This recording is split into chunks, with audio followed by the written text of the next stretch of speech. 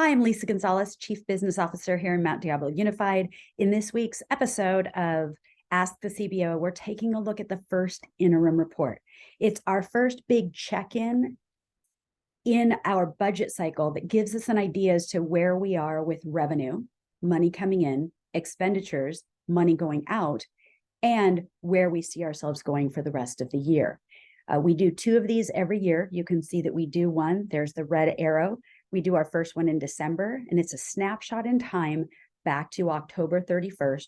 We're going to do the same thing again in March. This is a step that's required by California Education Code. We turn all of this into the County Office of Education. We do the same exact budget information and reporting that every single other school district does in the state. And it gives us an idea for this year and the following 2 years. The board has also approved this. There are 3 different certifications. Positive is really the one that you want to get because it means that you are in a good financial situation for this year and the additional 2 years. And so our board the other night approved a positive certification for our budget. This is what's called the School Services of California dartboard. This dartboard gives all of the school districts in California some specific data points that we should be using when we create our first interim, our second interim, and our budget for the following school years. The first one to really take a look at here is where you see that top arrow. It's the planning COLA, cost of living adjustment. And that COLA for this year is 6.56%, and that it is estimated in future years to be decreasing. So that's something that we're taking a look at right now. We've built this into our budget. The second arrow that you see down there is next to where it says California CPI. CPI, Consumer Price Index. This is a compilation of some of the key products and items that we purchase in California, and the collective cost of all of those increasing year to year. So that you can see a big jump this year and last year, but in the 3 outgoing years, the CPI, or the index of prices raising, those are expected to decrease. It'll be interesting to watch that, especially since the Federal Reserve this week just increased interest rates again. So we're taking a look at that one. CalSTRS and CalPERS, you see the arrow there on the left. Those are our retirement systems for almost all of the employees in our school district. You can see that with those numbers, they are slightly decreasing for PERS. STRS is staying pretty consistent. And then the other thing that we're watching here is that last arrow where you see unemployment insurance rate. This is something that we have to pay for all of the employees that are working here in our school district. It's at 0.5%, 0.5% for this year. It says on the dashboard that it's expected to decrease. We're hearing that that may increase. So we're going to take a look at that at our second interim and continue to watch that. And so these are numbers that, when we get information, we update, but we do take everything from the dartboard. There are always a handful of things that we talk about in any of our first interim, our second interim, our budget reports. The first one has to do with revenue, and we're really watching the revenue. These are the expectations of funds coming in. This year, you can see that we are at $519 million, but in the next 2 years, you see it decreasing to approximately $456 million and $440 million. And so those are the red arrows that you see there.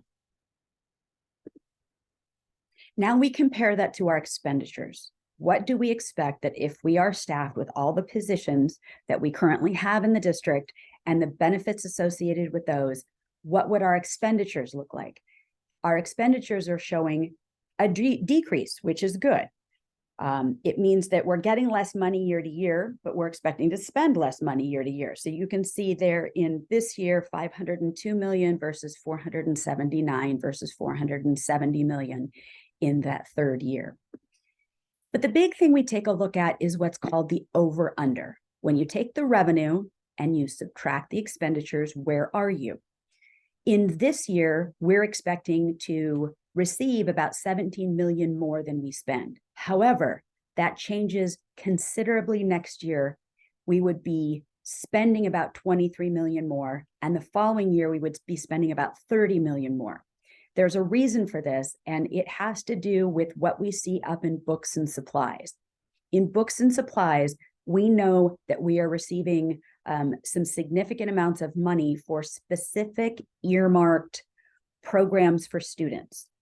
So until we know what we're going to do with those, because some of them have plans attached, we put those funds in books and supplies. It's kind of a misnomer. We should probably just call it supplies, but we put it there until we figure out what we're going to do with the funds. And so you can see a big jump right here, 2022-23 versus 21 million here versus 11 million in the following year. That's something that we're going to watch.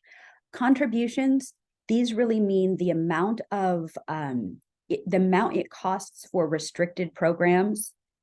Some of those happen to be programs like special education, our athletic programs, routine restricted maintenance.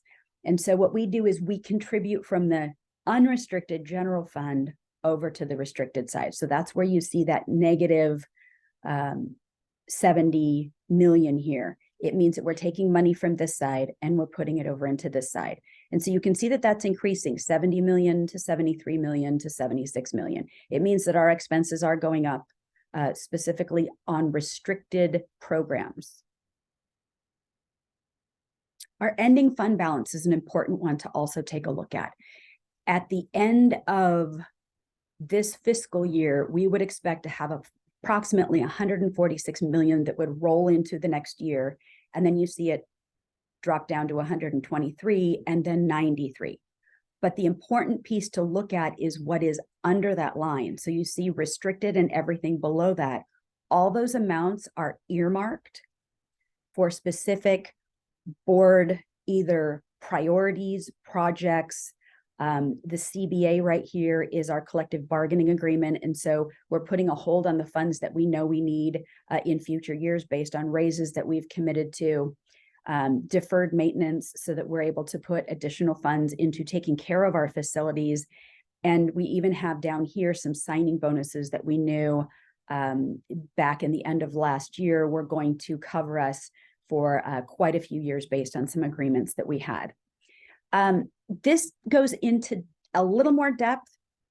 This is the ending fund balance. So what we did was we took those numbers from the prior page that you saw. So you see the 146, the 223, and the 93 million. And this really explains exactly what is in those numbers. So the non-spendables right here, we have a warehouse. The warehouse purchases specific items. We call that our stores, and sometimes it's inventory, but sometimes there are things that we prepay as well. And so we have a set 722,000 for that. Our restricted, this is the amount of money that we have that it pertains to programs where the funding source says you can only spend it on X and Y and Z. And so we know that we have funds there that carry over. This is our commitment. Those are the items that were in blue on the last page that I mentioned. This is what is assigned. So these are additional commitments that we have right now, or assignments, because they have not been board approved, but we know we have these expenses coming. And then we are required to have a 3% reserve. This means that on our expenditures for each year, we're required to set aside 3%, sort of as a savings account, if you will, in case of major emergency. So that explains a little more about those. We continue to remember that we have a number of one-time funding sources. You can see the deadlines here. So ESSER 2 and the Expanded Learning Opportunities Grant, the first one, they're both going to expire this next September. And then we have another year for the other three that are there. And so our priority in the fiscal department is to make sure that departments and school sites have their allocations. We work with them on their spending, and ultimately we make sure that all of these funds are spent, if not the way that they were originally designated, in some way that is allowable based on the rules that the funding that came in. You heard me talk a little bit about contributions to restricted resources. So we've got special education, routine restricted maintenance, and we have athletics and our Medea Teachers Association representatives and their salaries. In summary, this is great news. We're able to maintain our 3% reserve. We have a positive certification, and I just want to reiterate the priority of our governing board. Our governing board is committed to salary increases and having very competitive salaries as well as benefits. Our benefit plan in Mount Diablo Unified is very, very good. And that's based on the commitment of the board and their prioritization and their instructions that they've given the executive cabinet to really make sure that we are concentrating on those while we also balance out the student programmatic needs and our facilities. So that's it in a nutshell. First interim, it's done, it's in the books. We now look forward to getting ready for second interim that's going to come forward a little later in March. If you've got a question, please go ahead and send it to cbo@mdusd.org. Thank you.